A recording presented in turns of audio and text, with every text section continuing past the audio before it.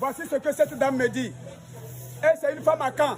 Elle me dit, mais si tu n'as pas couché avec les hommes, comment tu peux savoir l'homme qui fait enfant, l'homme qui ne fait pas enfant? Un être humain peut raisonner comme ça. Donc pour savoir si l'homme fait enfant ou ne fait pas enfant, c'est avec ton sexe là que tu vas tester l'épine des hommes.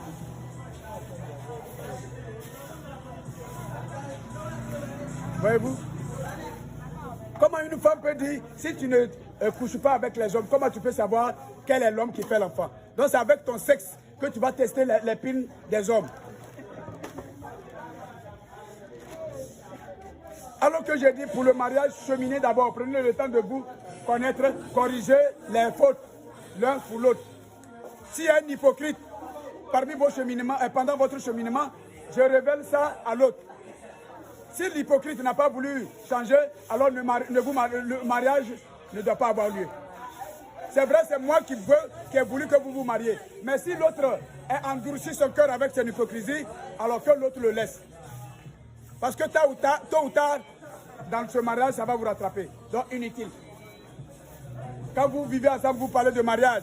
Et que la femme est après le mariage, la femme est à l'hôtel avec un autre homme. Et le monsieur va aussi à l'hôtel avec une autre femme. C'est pire que le divorce. Je n'ai pas voulu le divorce, mais c'est par vos propres comportements. Mais papa, au niveau de ce côté-là, une femme divorcée peut-elle se remarier? Un homme aussi divorcé peut-il se remarier? C'est inutile. Je vous ai dit l'autre fois, quelle a été la cause du divorce? Vaut mieux être seul que d'être mal accompagné. Ce qui vaut, c'est moi, Dieu, ma parole, qui peut t'amener au paradis pour ne pas souffrir. Au lieu d'un mariage où, je le répète, la femme est dans son hôtel avec un autre homme, l'homme est dans l'autre hôtel avec une autre femme. Après, les deux se retrouvent à la maison, font semblant d'être ensemble. Alors que de cœur, ils ne sont pas unis. Le mariage, c'est union de cœur. Ce n'est pas le sexe, ce n'est pas le matériel. Alors, qu'est-ce qui a été à la cause de ton premier divorce? Donc, ça va toujours être pour les autres mariages aussi. Autant laisser et vivre ta vie pieuse, comme les sœurs. Seulement que ces sœurs m'ont désobéi, sont devenues toutes des lesbiennes.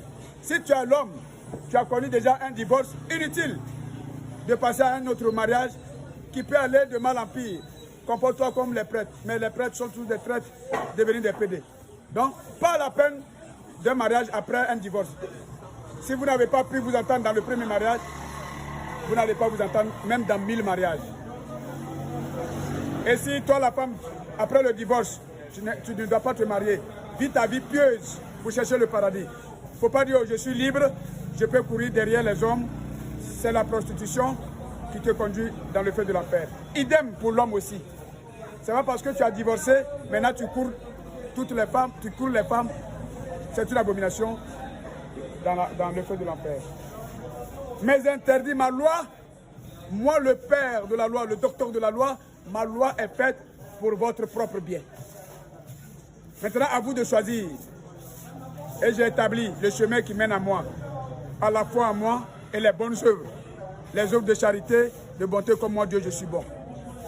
L'autre voie qui mène en enfer, la prostitution, l'alcool, le mensonge, l'hypocrisie, la colère, la haine, la surfacturation dans les entreprises, tout ça conduit dans le feu de l'enfer. Donc, à chacun de faire son choix.